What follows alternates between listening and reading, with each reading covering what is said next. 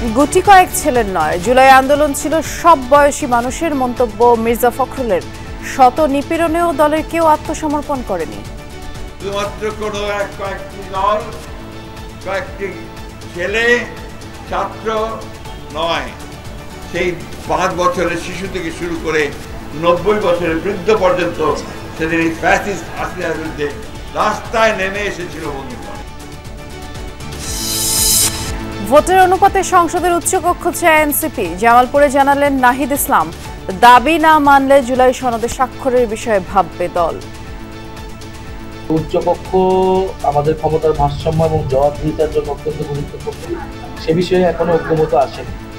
সে বিষয়ে ঐক্যমত না আসলে এই জুলাই সনদ স্বাক্ষরিত হবে কিনা সেটা নিয়ে আমাদের সন্দেহ আছে। মাইলস্টোন ট্র্যাজেডিতে আহত আরও এক শিক্ষার্থীর মৃত্যু। বিদেশি বিশেষজ্ঞদের পরামর্শে চলছে আহতদের চিকিৎসা, দেখা হচ্ছে মানসিক স্বাস্থ্যের দিকটিও।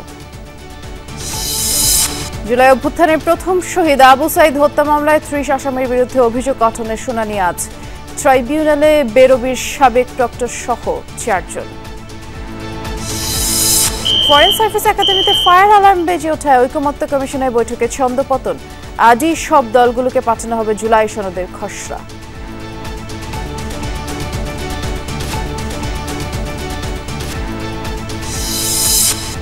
ডোপ টেস্টে অভিনব জালিয়াতির আশ্রয় নিচ্ছেন পেশাদার চালকরা। 3 মাসে 1300 ড্রাইভারের শরীরে মিলেছে মাদকের উপস্থিতি।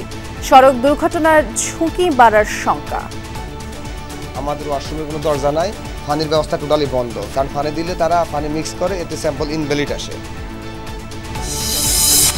শুল্ক ইস্যুতে কাল ফের যুক্তরাষ্ট্রের সাথে আলোচনা। এবার প্রতিনিধি দলে আছেন ব্যবসায়ীরাও। ট্যারিফ কিছুটা কমতে পারে আশা বাণিজ্য সচিবের।